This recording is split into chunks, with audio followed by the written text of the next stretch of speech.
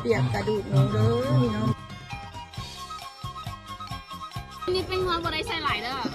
แซ่บมันใส่หลายแซ่บหลาย แมนเกลือวันนี้อันนี้เป็นสวรรค์เขตโฮมเมดใบไก่สอนเด้อโอเคพวกบัวเอาเส้นลงแล้วจะหน่อยนี่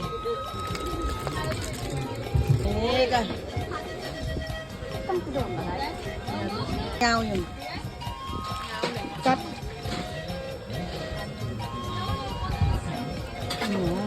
โฮมเมดใบไก่ซอนนูโด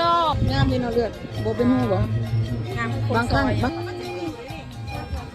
ให้มันกดกันรู้ไหมเราต้องเอาเน้นลงไปแล้วมันจะขึ้นมาเพราะว่าเส้นมันจะทำงานมันก็กดขึ้นมาแล้วนี่แหละมันแป้งมันซุกกับแป้งเอานั่นก็เอาตัวนี้มันนอนอยู่ก่อนจมเลยโอ้ยังยาวก็แค่หันมาเนาะน้อยตัดเส้นยังยาวตัดโบอันนั้นตัวตัดตัวโบตัดก่อนสิวันน้อยบดเด้บดใส่อีกเลย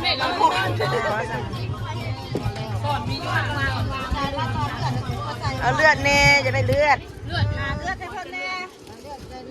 ฮันดี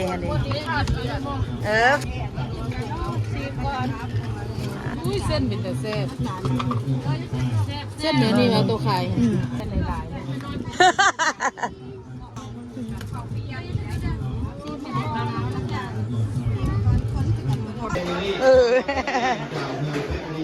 เป็นเจ้าภาพยอดสุภาพ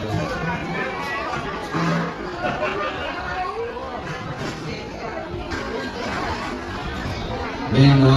งโอ้น้อง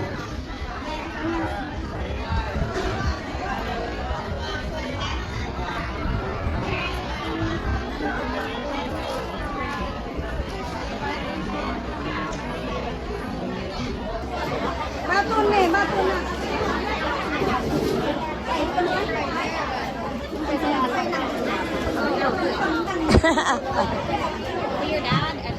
ขออนุญาตเราหาแม่น้องของคนมาเพื่อจะรับได้เป็นเจ้าภาพเจ้าสภาเรื่องสภา